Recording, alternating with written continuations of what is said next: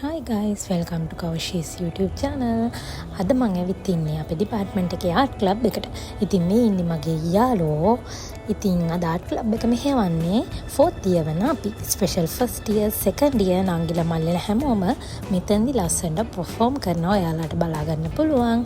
මම වීඩියෝස් චුට්ට ගත්තේ මොකද මම එතන ගොඩාක් සතුටු වුණා. මොකද අපි ඇකඩමික් එක ගොඩාක් ස්ට්‍රෙස් වෙලා ඉන්න වෙලාවට මේ වගේ දෙයක් කියන්නේ හිතට ගොඩාක් සැනසීමක් ගෙන දෙන දෙයක්. කැම්පස් වල හැමදාම මේ වගේ ලස්සන ඉවෙන්ට්ස් ගොඩාක් තියෙනවා. ඔයාලටම ඇවිල්ලා බලන්න පුළුවන්. ඉතින් මේ ඉන්නේ අපේ ආචාර්ය මණ්ඩලයේ මේ ඉවෙන්ට් එක පටන් අරගෙන. ඉතින් නංගිලා මල්ලා ටික ලස්සනට සින්දු කියනවා. මට ඒක ඔයාලට අහන්න දෙන්න විදියක් නැහැ. ඊට පස්සේ අපේ ස්පෙෂල් ෆස්ට් ඉයර් මල්ලි කෙනෙක් ලස්සන කතාවක් කරා. ඒක අහන් ඉන්න හරිම ආසයි හිතුණා.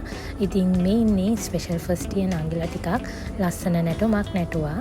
පොඩි ෆන් ගේම් එකක් කරා. එතෙන්දි මේ සර්කල් එකේ නම්බර්ස් තියෙනවා. ඒ වගේම අපිට චිත්‍ර ලියලා නම්බර්ස් ගන්න කියලා දුන්නා. ඒ නම්බර්ස් එක අනුව අතෙන්දි සිලෙක්ට් වෙලා එනවා 5 දෙනෙක්. ඒ 5 දෙනා තමයි අර විදියට තරඟ කරන්නේ.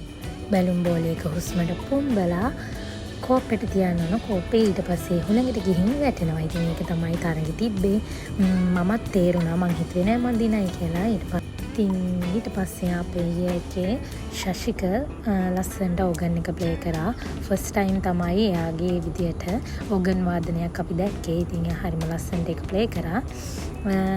ඊට පස්සේ අපේ හර්ෂණී මැඩම් අපිට ලස්සන කතාවක් කියලා දුන්නා. ඉතින් හැමදාම මතකට දේවල් එකතු කරන ගුරුමෑණියන් කෙනෙක්.